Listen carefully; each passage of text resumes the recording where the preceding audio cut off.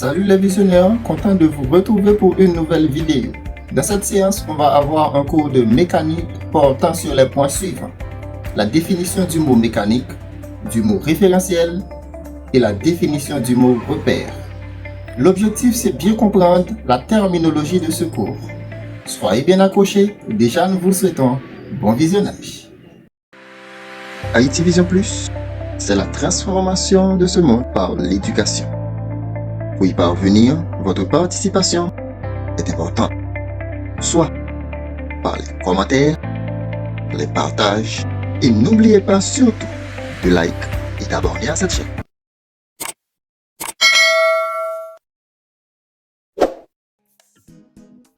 On peut définir la mécanique comme étant la partie de la physique qui a pour objet l'étude du mouvement et la théorie des machines.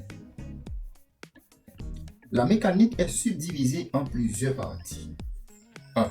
Il y a la cinématique qui étudie les mouvements sans tenir compte des causes. Deuxièmement, il y a la dynamique qui étudie les causes du mouvement. Troisièmement, il y a la statique qui étudie l'équilibre des corps. Maintenant, qu'est-ce qu'un référentiel? Juste avant de répondre à cette question, considérons cette illustration.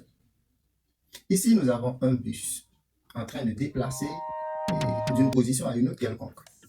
Considérez deux personnages dans le bus là. Personnage A, personnage B. Tous les deux en déplacement.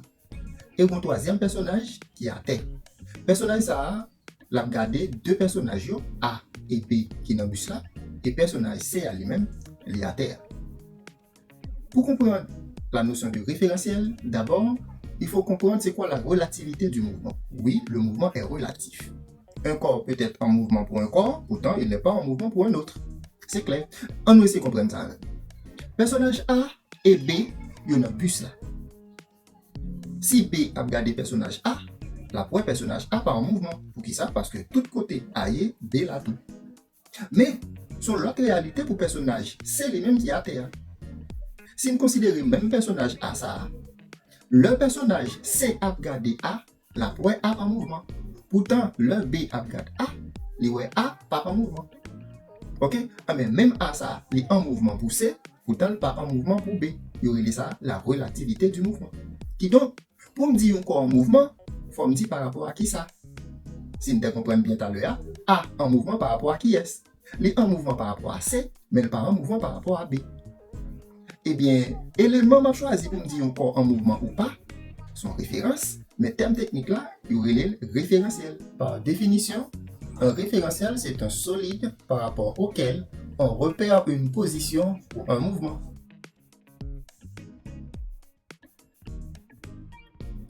Il faut dire qu'il existe plusieurs types de référentiels.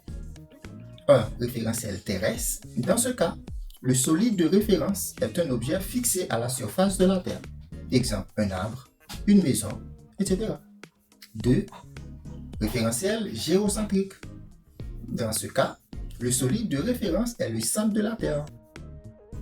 Ce type de référentiel permet d'étudier le mouvement des satellites autour de la Terre.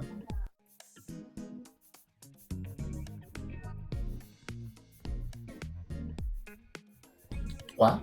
Référentiel héliocentrique. Dans ce cas, le solide de référence est le centre du Soleil. Et ce type de référentiel permet d'étudier le mouvement des planètes autour du Soleil. Et n'oubliez pas surtout de like et d'abonner à cette chaîne.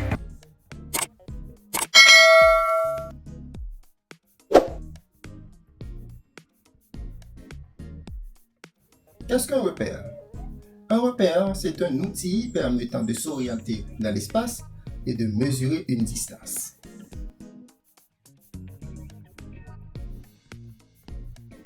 Il existe plusieurs types de repères. Il y a repère cartésien, repère de Freinet, etc.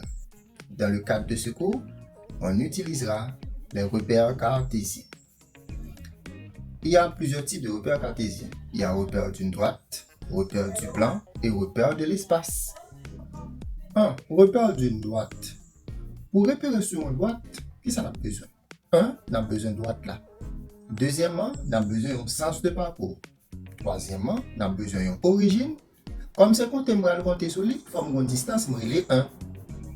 Eh bien, ok. Comment me représenter repère ça? Moi, il est R par exemple. Origine, c'est O. Vecteur unitaire là, c'est I. Je peux représenter le comme ça.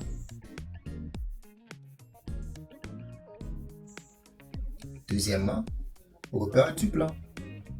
Pour repère du plan, je vais repérer sur deux axes. Premier axe, horizontal, c'est l'axe des abscisses. Deuxième axe vertical, c'est l'axe des ordonnées. Même si je repéré sur l'axe à l'heure, je vais repérer comme ça tout sur l'axe vertical là. Mais cette fois-ci, le vecteur unitaire là, je vais appeler le J. Comment me représenter et repérer ça lui-même? Je vais le R, les origine O, les vecteur unitaire sur l'axe des abscisses I, les vecteur unitaire sur l'axe des ordonnées J. Je vais représenter comme ça.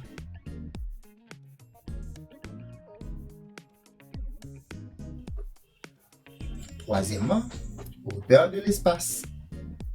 Cette fois-ci, on a besoin de trois axes. Axe des abscisses, axe des ordonnées, axe des côtes, axe des élévations, axe des hauteurs, axe des altitudes, etc. Maintenant, j'ai repéré sur le premier et deuxième axe, je vais repérer sur le troisième axe là, comme ça. Comment me représenter ça? Je vais le nom, R par exemple. Origine c'est O. Le vecteur unitaire sur l'axe des abscisses I. Vecteur unitaire sur l'axe des ordonnées J. Vecteur unitaire sur l'axe des côtes K. Graphiquement, je représente comme ça.